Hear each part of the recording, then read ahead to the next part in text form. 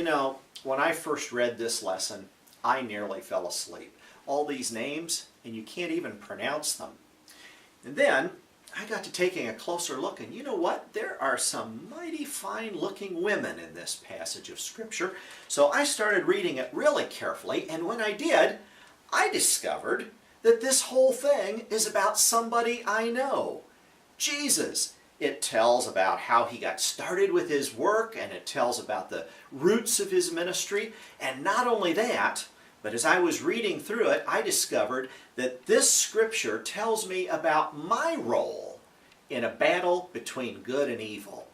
Let's take a look.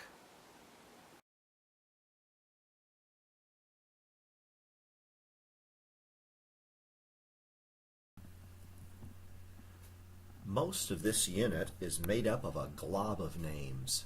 Men's names, fathers and sons.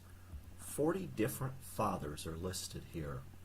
And the whole list is divided up into 3 separate eras of time. Well, the list goes on and on, father, son, until you almost fall asleep.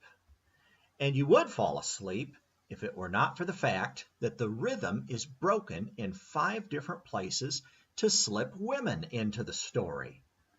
What are those women doing in the men's room? This structural interruption gives us a hint that there's a deeper meaning to be found in the appearance of these women. Finally then, structurally, there is in this passage an introduction and a conclusion. And the introduction and conclusion particularly emphasize that Jesus is the Christ, and that will be worth some pondering by us.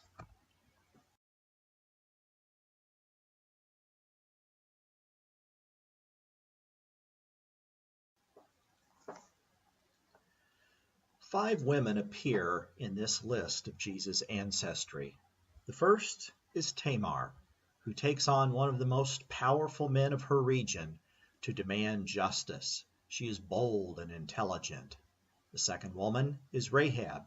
Rahab sees the battle ahead between the forces of God and the dehumanizing powers of the old world. She risks everything to cast her lot with the people of God. The third woman is Ruth. Ruth is known for her tender compassion, her sacrifice for others, her boldness in embracing change and opportunity. The fourth woman is Bathsheba, Uriah's wife. Matthew doesn't even mention her name. He is so offended by her selfish and murderous behavior. The fifth woman is Mary, the mother of Jesus. Take some time to read about and consider these women, how they are formative in the character and wisdom of Jesus.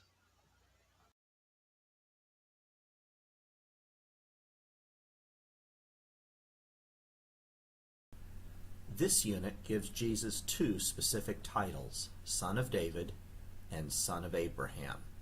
These titles are actually codes signifying the 2 recurring dreams that nursed Jewish hopes for a better tomorrow.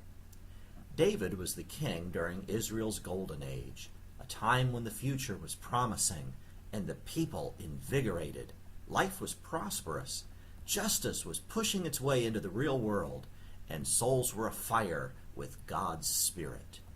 Abraham was Israel's first ancestor, rich and prosperous, kind and generous.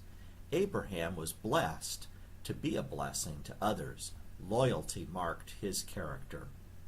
All the people were eager for a son of David or a son of Abraham to appear and instigate for them a better world.